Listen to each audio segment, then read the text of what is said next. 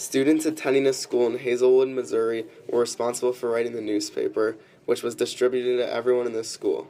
However, two of the students included controversial articles, one about divorce and another about teenage pregnancy. The principal found these articles to be a violation of the school morals, and as a result, he found it appropriate to delete the two articles.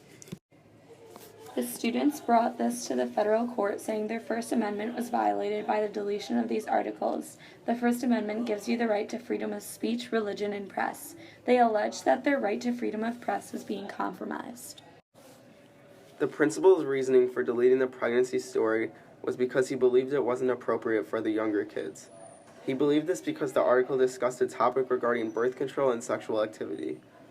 Although the student who wrote the article did not include the names of the pregnant teens, they did include specific details about the teens, ones that the principal thought would make it easy for peers to distinguish who the individuals were.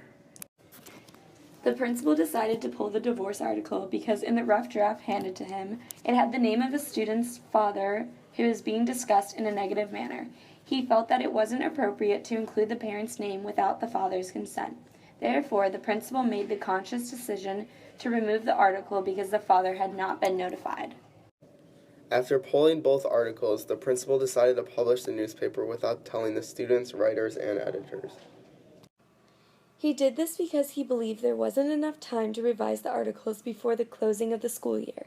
Therefore, when the newspaper finally came out, the students who contributed to the articles were shocked to find their work deleted. After reviewing the case, the court voted 5-3 that the school did not violate the students' First Amendment. The court claimed that the school was just editing the paper, which they were allowed to do due to the fact that the newspaper club was an in-school extracurricular activity. The court also stated that because the writing of the newspaper took place in school, the school had the right to censor those articles.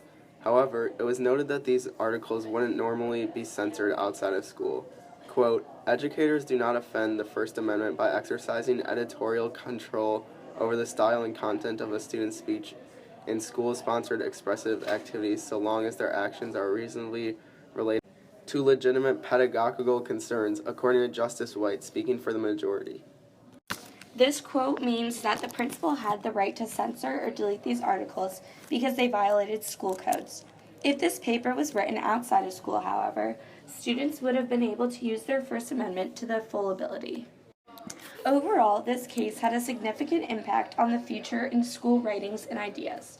The court significantly cut back on the First Amendment right of students in schools, allowing them ultimately to have less freedom in their writing.